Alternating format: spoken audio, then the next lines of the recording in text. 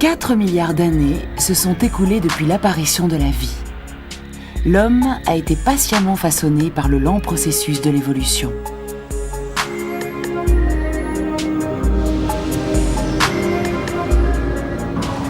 Aujourd'hui, l'espèce humaine est sur le point de quitter son berceau, la Terre, pour se lancer dans l'espace.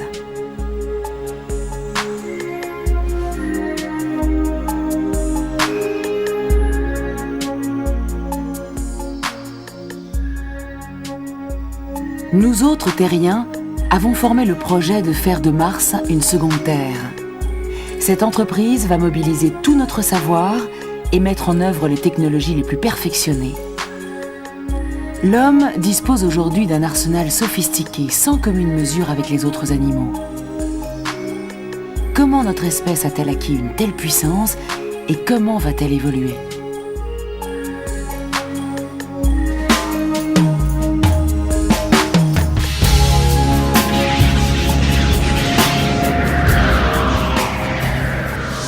Il y a 3 milliards 800 millions d'années, la vie est née au sein de l'océan originel.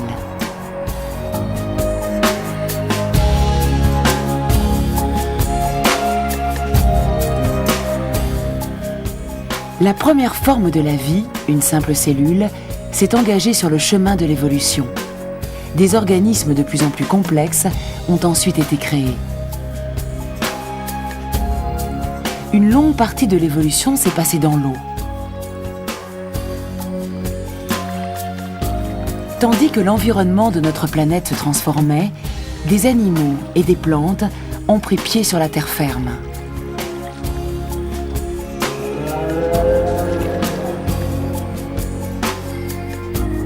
Dans l'histoire de l'évolution, l'homme est une création toute récente, mais cette évolution a suivi un schéma absolument inédit.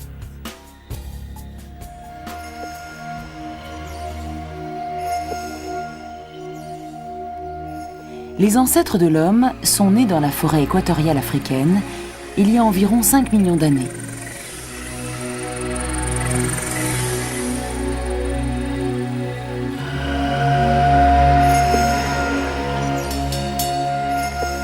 Les premiers êtres de la lignée humaine avaient à peu près les mêmes aptitudes que les singes, mais ils ont été forcés à vivre dans la savane et leur cerveau s'est développé.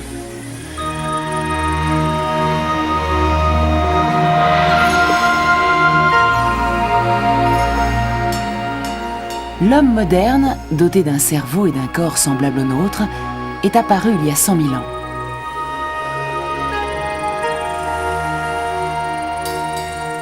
L'espèce humaine s'est répandue à partir de l'Afrique vers l'Asie, l'Europe et l'Océanie.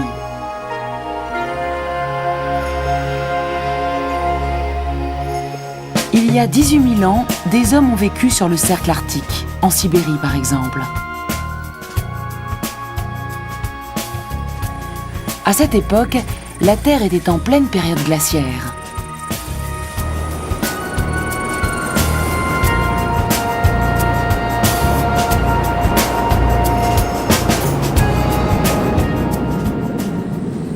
Les hommes étaient montés jusqu'au Grand Nord à travers neiges et glaces.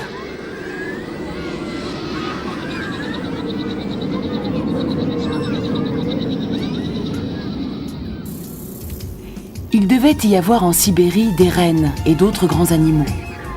Les hommes ont émigré vers le nord en quête de gibier.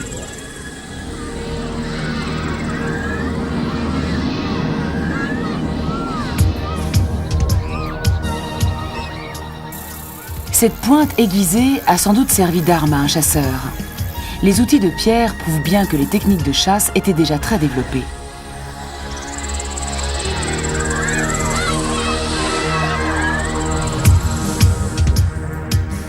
La plus vieille aiguille connue, en corne de cerf, a été fabriquée il y a 20 000 ans. Elle servait à coudre les fourrures pour en faire des vêtements.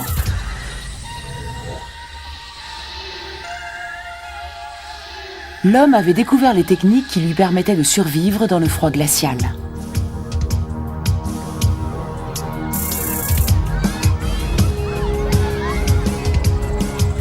Juste au moment où les hommes sont parvenus à l'extrémité orientale du continent eurasien, un phénomène dû à la glaciation a ouvert un passage devant eux.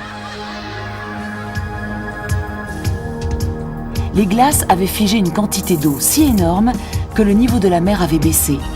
Entre la Sibérie et l'Alaska, une langue de terre et de glace était à découvert. C'est ainsi que l'homme a pu atteindre le Nouveau Monde, l'Amérique du Nord.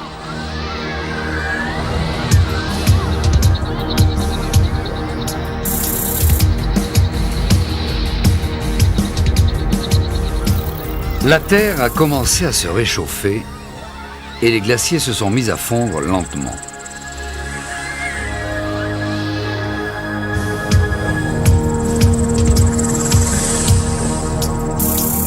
Il y a environ 12 000 ans, la Terre, débarrassée de ses glaces, était couverte de prairies et de forêts.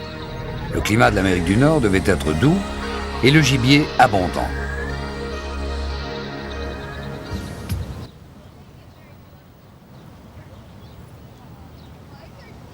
Au musée d'État de l'Arizona sont exposés des vestiges qui permettent d'imaginer comment l'homme vivait à cette époque.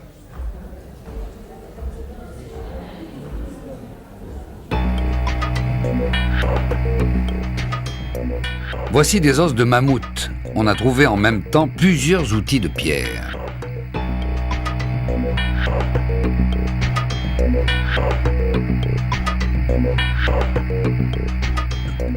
Ces outils sont fichés dans les os du cou et dans les côtes de l'animal.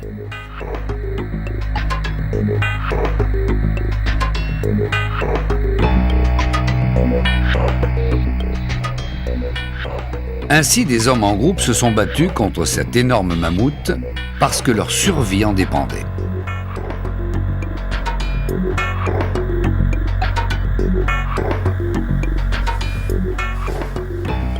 Le docteur Paul Martin, de l'Université d'Arizona, pense qu'une fois arrivé sur le continent nord-américain, l'homme a beaucoup chassé le mammouth jusqu'à ce que les troupeaux entiers soient décimés.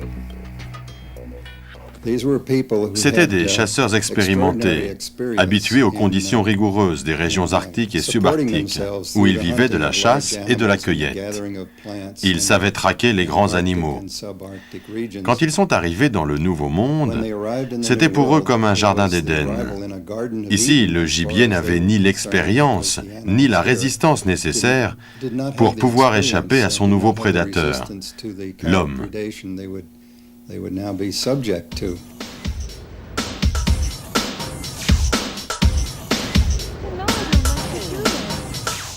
Les chasseurs se sont attaqués à de grosses proies. Outre les énormes mammouths, ils ont chassé les bisons et les mégathériums.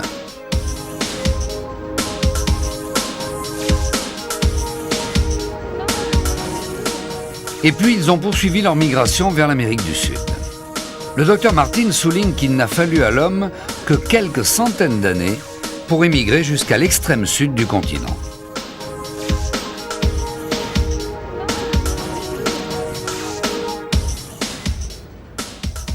Jusqu'à la Patagonie, au sud de l'Argentine.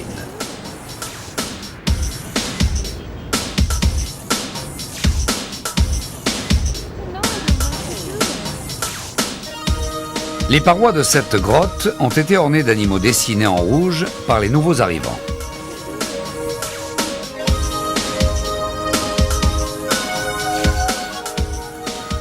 Pour assurer sa subsistance, chaque chasseur-cueilleur doit pouvoir disposer de 10 km². Ceci explique cette migration rapide. Plus ils étaient nombreux, plus nos ancêtres devaient conquérir de nouvelles terres. Ils ont peuplé presque instantanément le monde entier. Il devait y avoir entre 5 et 10 millions de personnes sur Terre. Tant que les êtres humains sont restés des chasseurs-cueilleurs, ils ne pouvaient pas dépasser ce nombre.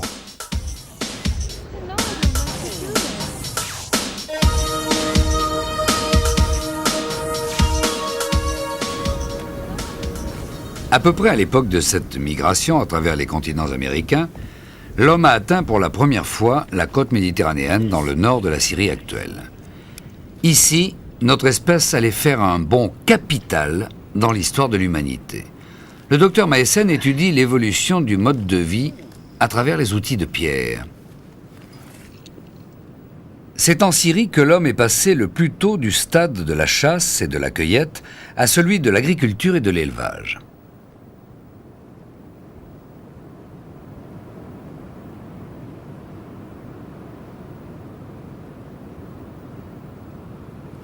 One of the major also importance of Syria is En Syrie, au néolithique, un événement majeur s'est passé. Les chasseurs-cueilleurs se sont mis à cultiver la terre et à élever des animaux. Ils étaient nomades, ils se sont sédentarisés. Mobile way of life to the settled life and to agriculture and domestication of animals. Le processus a duré longtemps, le temps de cumuler l'expérience de plusieurs peuples et de plusieurs générations. Je pense qu'il a fallu au moins 500 ans avant que le nouveau mode de vie ne prédomine.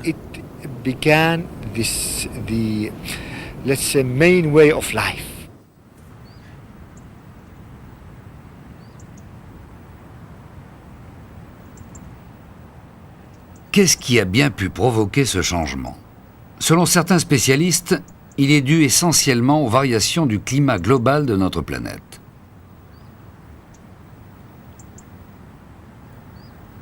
Dans cette région de collines, on a retrouvé les sites de villages vieux d'au moins 10 000 ans.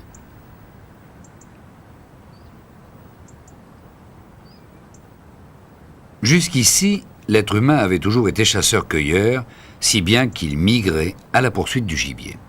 Là, il a commencé à s'installer toute l'année au même endroit.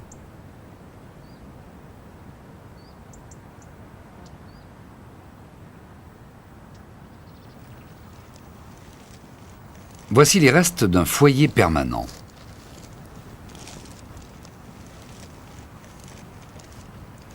La présence de ce foyer est un signe de sédentarisation.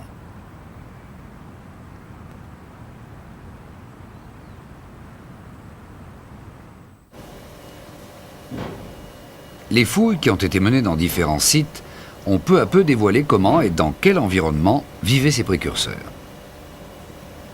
Qu'est-ce qui les a poussés à devenir sédentaires? Le docteur Moore de l'université de Yale pense que c'est la douceur du climat.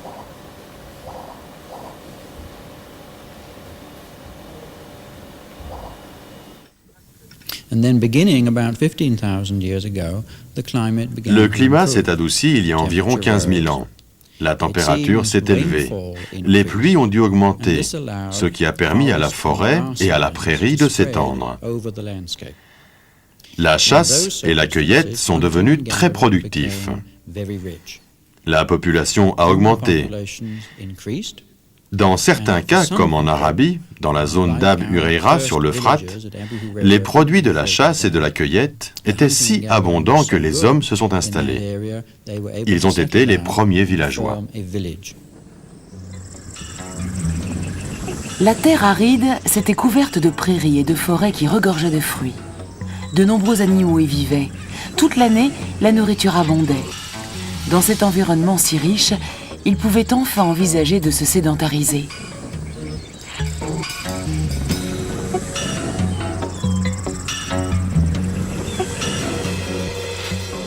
Voici une habitation de l'époque reconstituée par le docteur Moore. La charpente était en peuplier, le toit et les parois en roseau. Le village se composait d'un groupe d'habitations de ce type.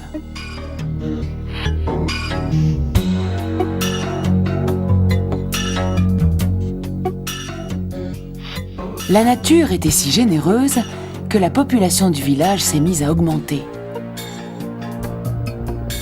Mais à l'époque, un extraordinaire phénomène naturel se préparait dans la lointaine Amérique du Nord.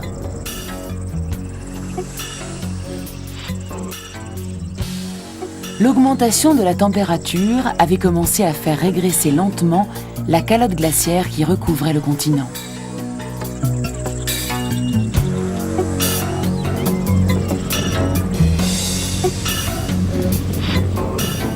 L'eau issue de la fonte des glaces a formé un énorme lac.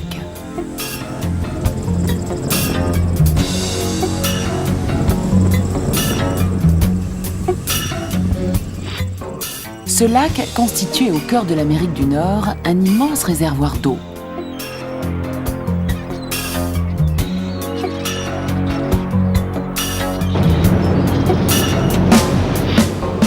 Un jour, les glaciers qui empêchaient l'eau de s'écouler se sont effondrés.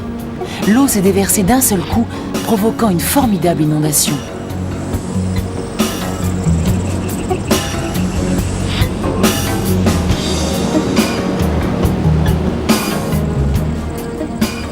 L'énorme masse liquide a traversé l'Amérique du Nord pour atteindre l'Atlantique. Elle s'est répandue à la surface de l'océan que parcourait un courant chaud. L'eau froide a agi comme un couvercle, et ce phénomène est à l'origine de toute une série de bouleversements du climat.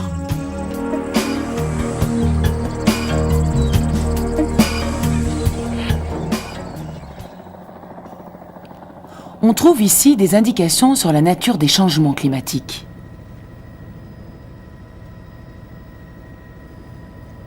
Depuis plus de 10 ans, un groupe de l'Université de Copenhague étudie la composition des glaciers.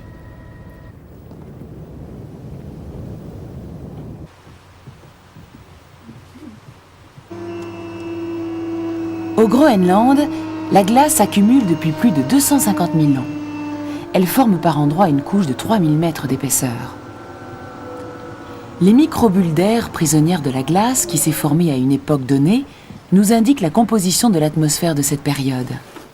Leur analyse livre de précieux renseignements sur les changements climatiques du passé.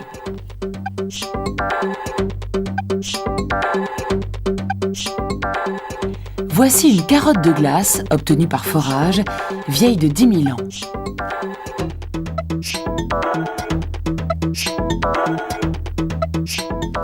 Elle est divisée en couches bien nettes qui correspondent chacune à une année, comme les anneaux de croissance des arbres. En les analysant, nous savons avec précision comment le climat a évolué.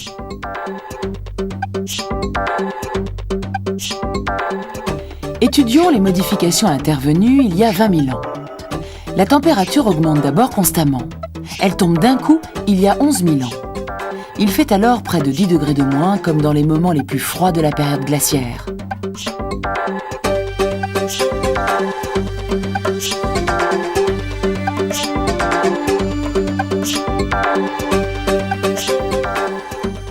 Cette chute de température soudaine ne touche pas que le Groenland, le reste du monde est également frappé.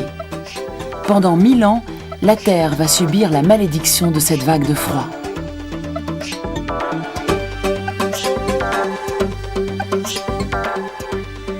Les premiers villageois sédentaires se sont installés en Syrie. Les conséquences de ce bouleversement sont frappantes.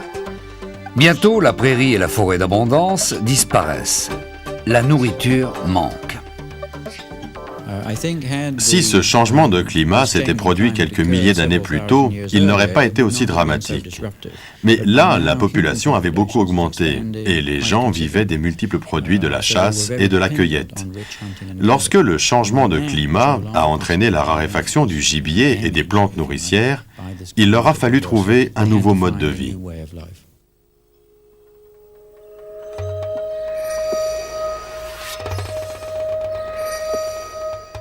Confrontés à la crise, ils devaient absolument se procurer de quoi se nourrir, étant donné l'importance de la population.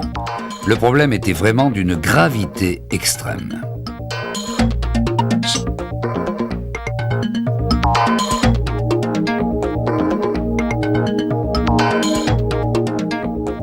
Sur le site que le docteur Moore et ses collègues ont fouillé, plus de 150 espèces de graines ont été découvertes. Elles avaient été recueillies par les premiers villageois. Leur collecte comprenait des semences de plantes qu'ils n'ont vraisemblablement pas consommées, comme le trèfle et la bardane. Ils devaient ramasser la plupart des plantes qui poussaient autour du village et les goûter une par une pour voir si elles étaient comestibles.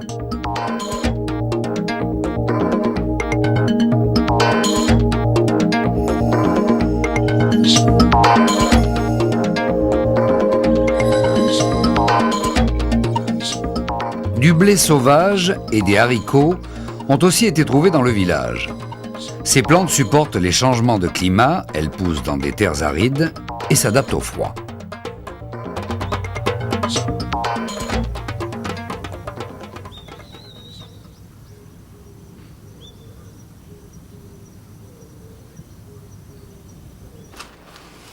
Le docteur Yasuda analyse les pollens pour déterminer l'aspect de l'environnement des temps anciens. En ce moment, il examine un échantillon prélevé sur le site syrien pour voir quel rôle a joué la transformation du climat. La couche de terrain immédiatement postérieure à la chute de la température contient une grande quantité de pollen de plants de riz, mais aussi de blé et d'orge.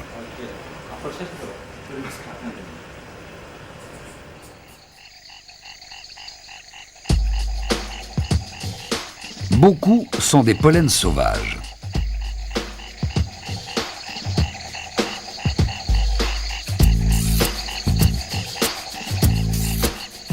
Mais il a également trouvé des pollens apparemment issus de variétés domestiques. Pour le docteur Yasuda, ces derniers apportent la preuve que l'homme a franchi alors une étape essentielle en découvrant l'agriculture.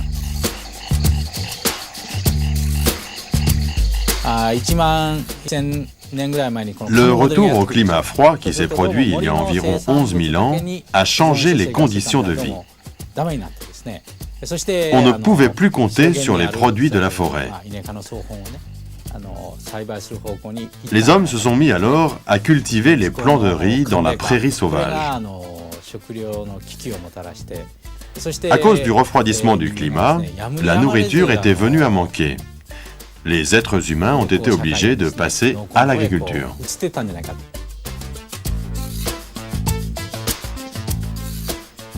Le village syrien a connu plusieurs crises de la nourriture à cause de la vague de froid.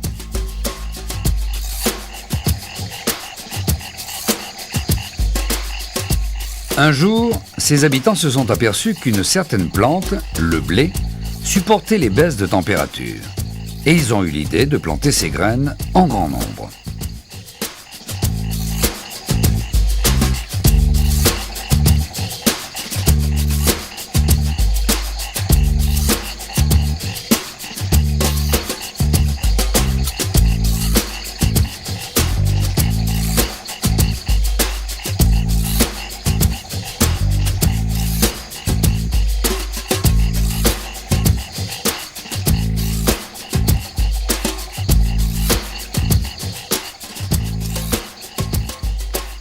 La rencontre des hommes et du blé a marqué la première étape d'une évolution décisive et unique sur notre planète.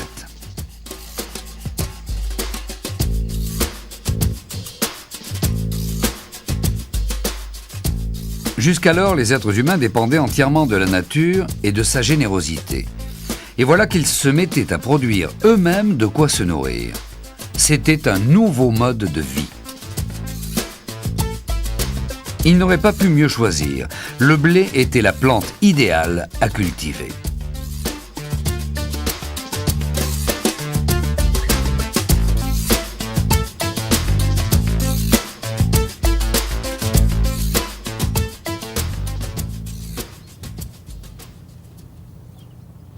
Le docteur George Wilcox de l'Institut de préhistoire orientale du CNRS étudie comment le blé sauvage a été adapté à la nature.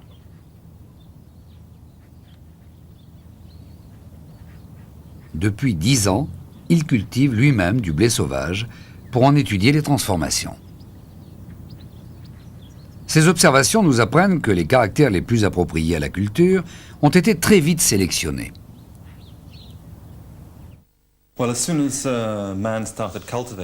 Dès que l'homme a commencé à cultiver, il a fait une sélection destinée à favoriser certaines plantes qui présentaient certains avantages dans les champs. Une sélection de la taille du grain entraîna son augmentation, puis une sélection pour sa facilité à être battu augmenta son rendement. Certains types de blé présentent une enveloppe qui se détache plus aisément, ce qui rend l'opération plus facile. Le blé sauvage, au premier plan, est recouvert d'une enveloppe assez épaisse appelée la balle. La balle de la variété cultivée est plus mince, alors que ses grains ont un volume bien supérieur. La culture qui modifie les plantes en fonction des besoins de l'homme a été le premier stade de la biotechnologie. Le docteur Wilcox pense que les outils qui existaient déjà à l'aube de l'agriculture ont aussi contribué à son développement. La faucille de pierre était l'un de ces outils. Voici une faucille vieille de plus de 10 000 ans, découverte en Jordanie.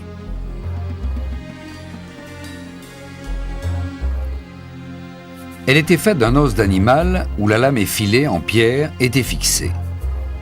Le tailleur de pierre l'avait façonnée avec adresse et elle tranchait comme une lame de métal. Planter des graines ne suffit pas, il faut aussi pouvoir moissonner, pouvoir engranger puis moudre le grain. L'agriculture requiert toute une série de techniques. La culture du blé n'a pas seulement commencé dans notre village de Syrie, mais aussi dans les villages contemporains des régions environnantes. Le site de Beida, découvert dans une vallée jordanienne, en faisait partie. On a trouvé plusieurs mortiers de pierre. Le mortier est l'outil indispensable pour moudre les grains et en faire de la farine avant de cuire le pain.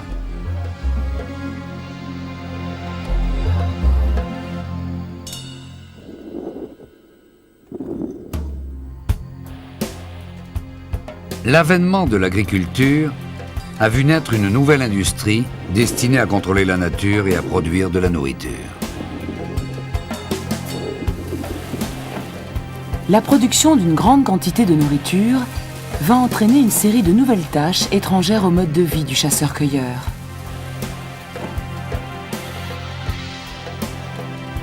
L'agriculture a profondément modifié la vie des hommes.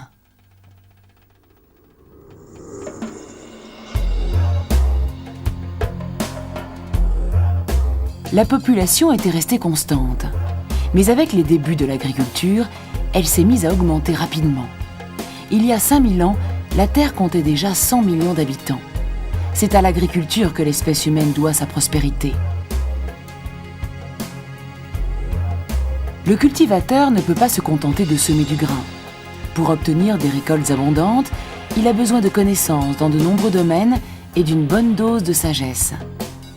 Dans les premiers champs cultivés, il n'y avait pas que du blé, mais aussi des haricots. Et il élevait des animaux domestiques. Ne semer que du blé année après année appauvrit le sol, ce qui favorise les maladies des plantes.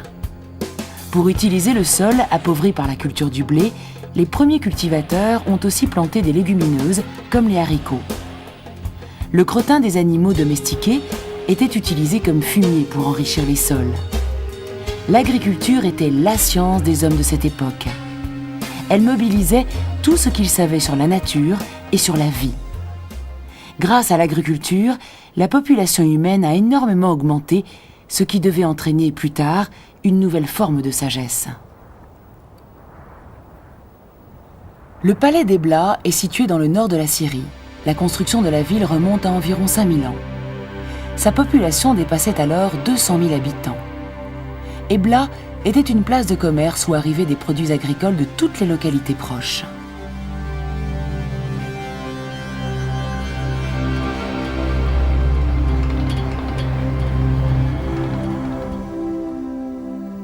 Voici la plus ancienne bibliothèque connue. C'est celle du roi d'Ebla. Parmi les vestiges de cette bibliothèque, 15 000 tablettes d'argile portant des inscriptions en caractères cunéiformes ont été découverts. La plupart étaient des documents économiques, concernant par exemple le paiement des impôts, la propriété de la terre, le commerce des produits agricoles. Voici une inscription qui concerne le paiement d'un salaire en sac de blé.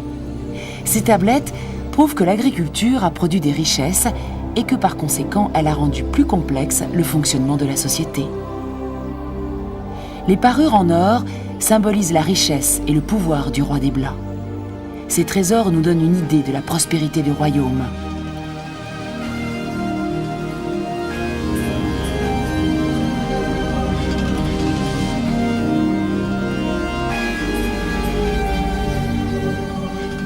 L'agriculture et la vie sociale ont engagé l'espèce humaine dans une voie originale, différente de toutes celles qu'ont suivies les autres formes de vie sur notre planète.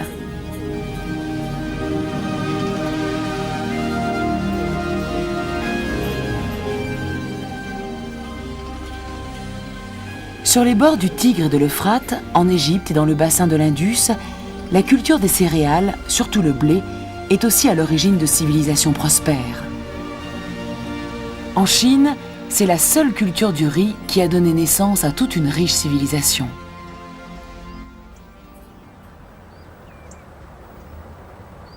Dans le centre de la Syrie, on peut voir un moulin bâti il y a plus de 1000 ans.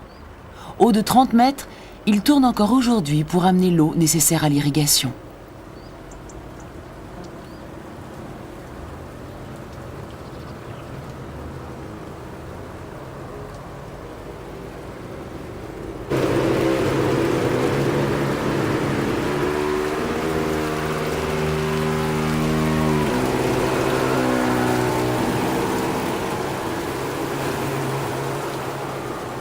Avec le développement des techniques d'irrigation, la production de nourriture par l'agriculture a progressé à une allure étonnante.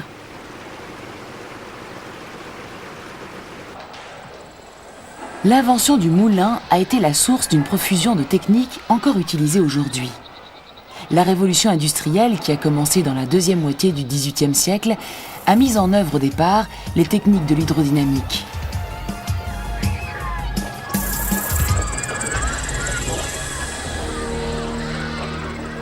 Avec l'invention de la machine à vapeur, les hommes ont mis au point une source de puissance encore supérieure.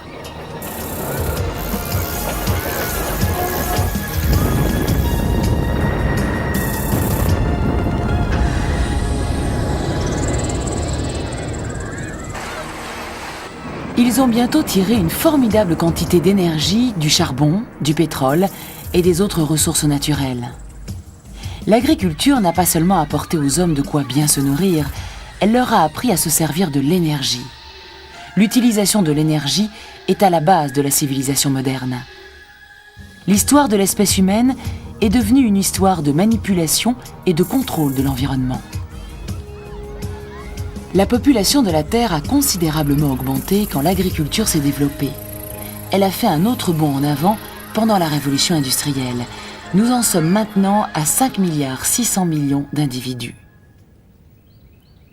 Comment, arriver à ce stade de son évolution, l'humanité va-t-elle gérer son avenir ? Le Dr Schmidt-Nielsen, professeur de physiologie animale à l'université de Duke, affirme que l'homme se trouve maintenant fort éloigné des principes naturels de la vie.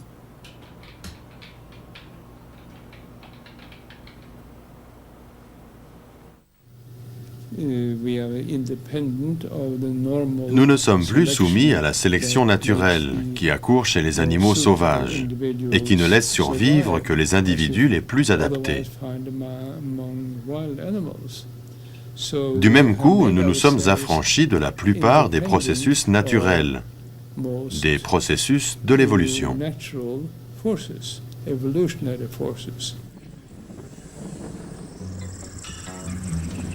La nature fait vivre une infinité d'organismes vivants. La coexistence de toutes ces créatures passe par un équilibre très délicat. Le Dr Schmidt-Nielsen et ses collègues ont découvert que le nombre des animaux qui vivent dans un environnement naturel, la dimension de leur territoire et leur consommation d'énergie dépendent de la taille de leur corps.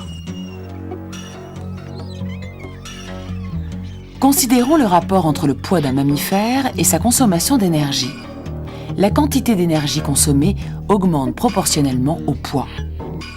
Selon ce principe, la consommation d'énergie de l'homme devrait être à peu près celle du mouton.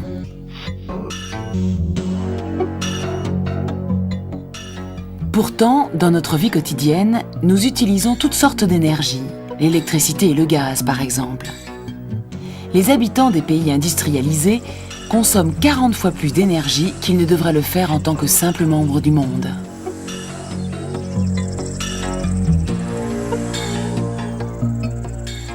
L'homme consomme plus d'énergie qu'un éléphant.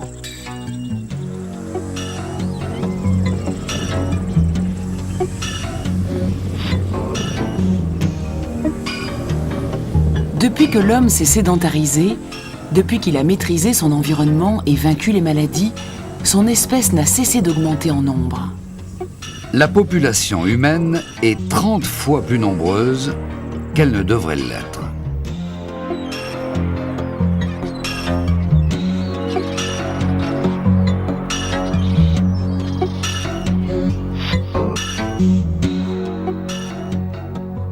Les 5,6 milliards d'hommes qui peuplent la Terre engouffrent une énorme quantité d'énergie, dégradent l'environnement et sont sur le point d'épuiser toutes les ressources naturelles qui ont mis si longtemps à se constituer. Les hommes sont des êtres vivants dont l'existence brave les principes mêmes de la vie.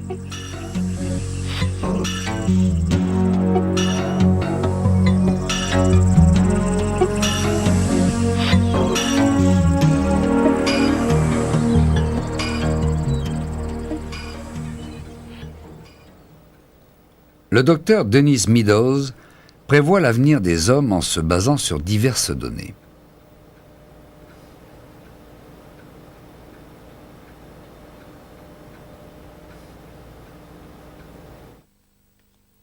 Nous sommes partis de l'hypothèse où il n'y aurait pas de changement dans les systèmes politiques, économiques et sociaux en vigueur, excepté pour ceux qui de toute façon sont déjà en train de changer graduellement. Si cette hypothèse est la bonne, nous avons devant nous un avenir catastrophique. Assez rapidement, la planète ne peut plus nourrir tout le monde. Ensuite, avec la détérioration du système agricole, il devient de plus en plus difficile de soutenir la croissance industrielle. Finalement, peut-être vers 2030 ou 2050, la population de la planète atteint un maximum. Le taux de mortalité commence à augmenter et la population revient à un niveau où elle peut s'auto-alimenter.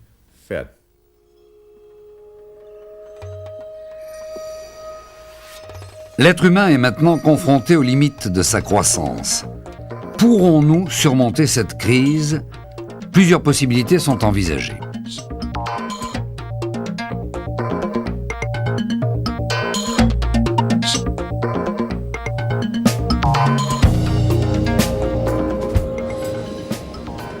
On parle d'un projet grandiose, celui d'un déménagement dans l'espace.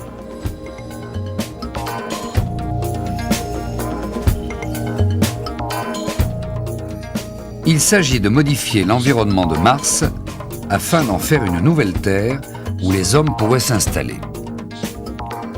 Sur Mars, il fait en moyenne 40 degrés au-dessous de zéro. L'atmosphère est ténue et il n'y a presque pas d'oxygène. Pourtant, une énorme quantité d'eau est enterrée sous forme de glace, en particulier sous ses pôles. Mars était jadis couvert par de grands océans. La présence de toute cette eau est très importante pour en faire une planète de vie. La première étape du projet serait d'envoyer en orbite, autour de la planète, de nombreux satellites artificiels équipés d'énormes miroirs réfléchissants. La chaleur solaire ainsi captée réchaufferait peu à peu les calottes polaires.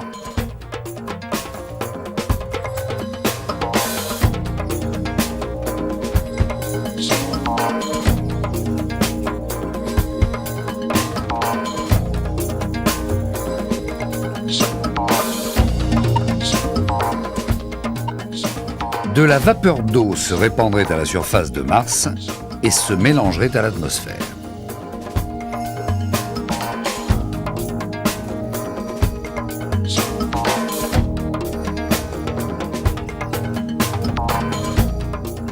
Diverses techniques seraient également utilisées pour façonner Mars à l'image de la Terre.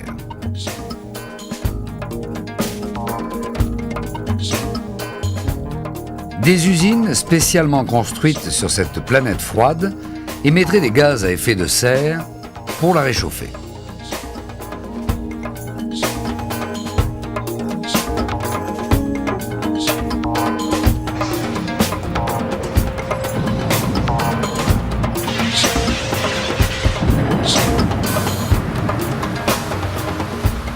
Ensuite, la vapeur d'eau contenue dans l'atmosphère se condenserait en pluie qui arroserait la surface de Mars. Les pluies formeraient des fleuves et l'océan de Mars serait recréé. Selon ce projet, fabriquer des océans sur Mars prendrait une centaine d'années. Mais ensuite, il faudrait encore 100 000 ans pour rendre la planète habitable. Le docteur Christopher McKay du centre de recherche de la NASA étudie ce projet depuis longtemps. Pour lui, si l'on veut penser sérieusement à l'avenir de l'homme, c'est en dehors de la Terre qu'il faut l'imaginer. Façonner une nouvelle planète sur le modèle de la Terre pourrait avoir plusieurs objectifs. D'abord, de créer un lieu où les humains pourraient vivre, ce qui est un objectif immédiat. Puis, sur un plan plus fondamental, de créer un lieu destiné à la vie pour que la vie existe ailleurs. La Terre est peut-être la seule planète dans notre système solaire qui possède la vie. Et l'idée de semer la vie comme des graines dans une nouvelle Terre est une motivation en soi, autant que de procurer aux hommes un nouveau foyer. Sur la surface rouge de Mars seraient introduites des bactéries et des plantes capables de produire de l'oxygène.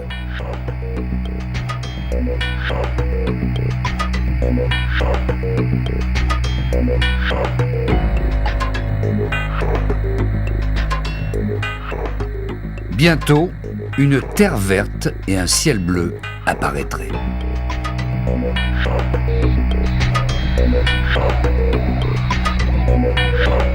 Le projet prévoit une mégalopole sur Mars hébergeant une importante population.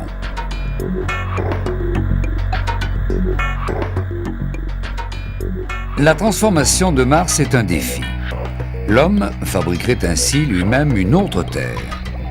Mais afin d'y parvenir, il doit commencer par explorer encore mieux son propre berceau, la planète Terre.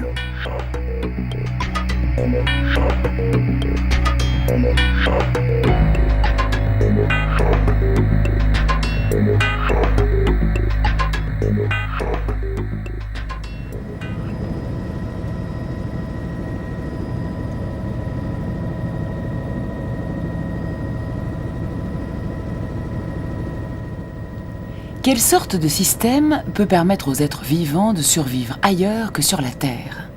Des recherches sont en cours pour le déterminer.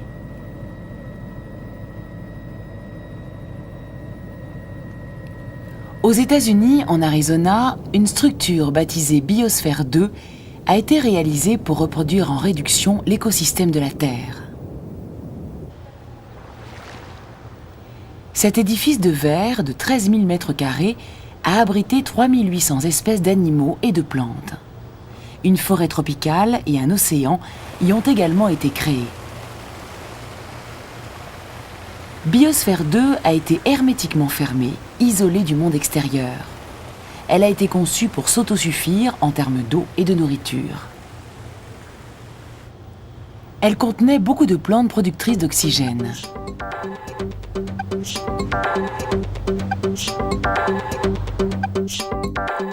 En septembre 1991, 4 hommes et 4 femmes se sont enfermés dans cet écosystème artificiel où ils ont vécu coupés du monde pendant 4 ans.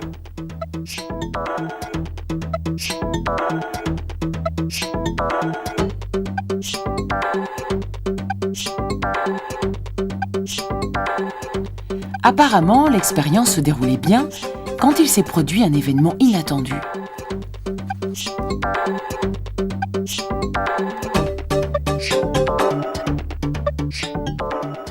Le taux d'oxygène s'est mis à baisser graduellement. Il a atteint un niveau critique.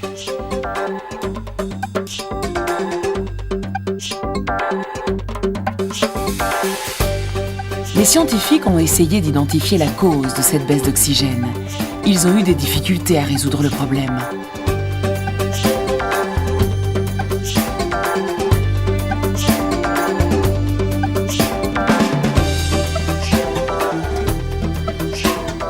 Après l'avoir étudié sous plusieurs angles, ils en sont venus à examiner la Terre qui était à l'intérieur de la structure. Et les analyses ont montré que c'était bien le sol qui absorbait l'oxygène.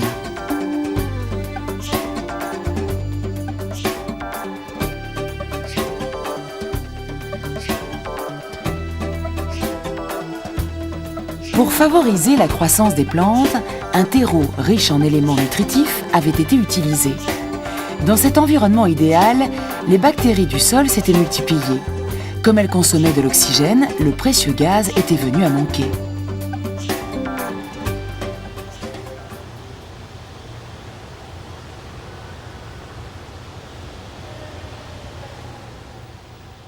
Linda Leight faisait partie des bionautes. Au sein de l'équipe, elle était chargée des plantes. Elle non plus ne pensait pas que la baisse du taux d'oxygène puisse venir du sol.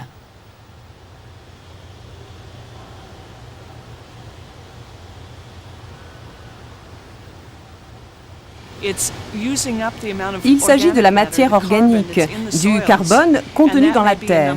Il faut un certain nombre d'années, 10, peut-être 15, peut-être 20, avant que cette quantité initiale de carbone ne soit absorbée par les microbes de manière à obtenir une quantité d'oxygène plus stable à l'intérieur. Une des leçons que je tire de ces 2 ans passés dans Biosphère, c'est la difficulté que nous avons sur Terre à comprendre comment fonctionne la Terre. L'expérience de Biosphère 2 nous a appris à quel point l'écosystème de la vie sur Terre est complexe et interconnecté.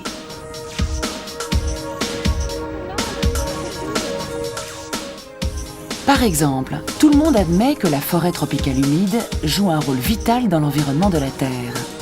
Pourtant, nous ne savons toujours pas précisément combien il s'y trouve d'êtres vivants et quel type de relations ils ont entre eux.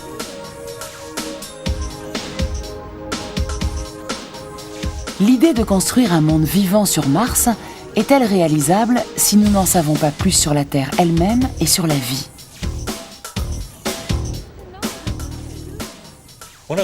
Une des raisons pour laquelle il faut créer une seconde planète habitable est qu'il nous faut pour cela comprendre la Terre. Je soutiens qu'en travaillant sur un projet de création de biosphère sur Mars, nous apprendrons beaucoup de choses sur la façon dont notre propre biosphère fonctionne. Les recherches nous diront comment la protéger, comment la préserver du désastre qui nous attend si nous n'en prenons pas soin. Que cela nous plaise ou non, l'homme doit apprendre à gérer la biosphère. Nous avons un tel impact sur elle que nous ne pouvons plus nous permettre de la laisser se débrouiller toute seule. Il faut maintenant décider de ce que nous allons faire et de la façon dont nous le ferons. Nous devons donc connaître le fonctionnement de la biosphère beaucoup mieux que nous ne le connaissons actuellement.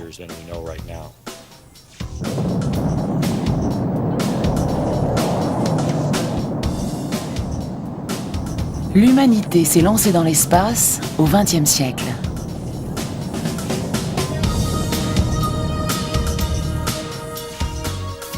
Les hommes ont pu constater que la Terre, jadis considérée comme un monde infini, n'était qu'une minuscule planète flottant dans l'espace.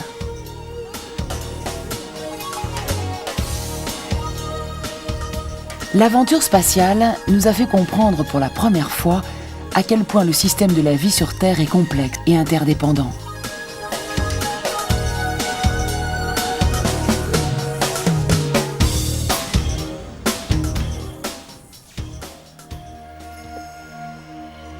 L'atmosphère enveloppe la Terre dans un scintillement bleuté. À l'intérieur de cette couche étroite, toutes les formes de vie coexistent.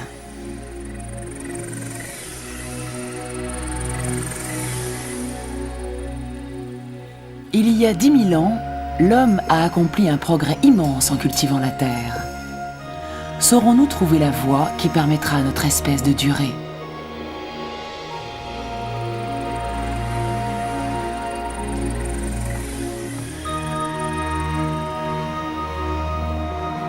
Nous sommes l'aboutissement de 4 milliards d'années d'histoire de la vie sur Terre. Pour construire un avenir, nous devons étudier notre planète, la comprendre et la respecter.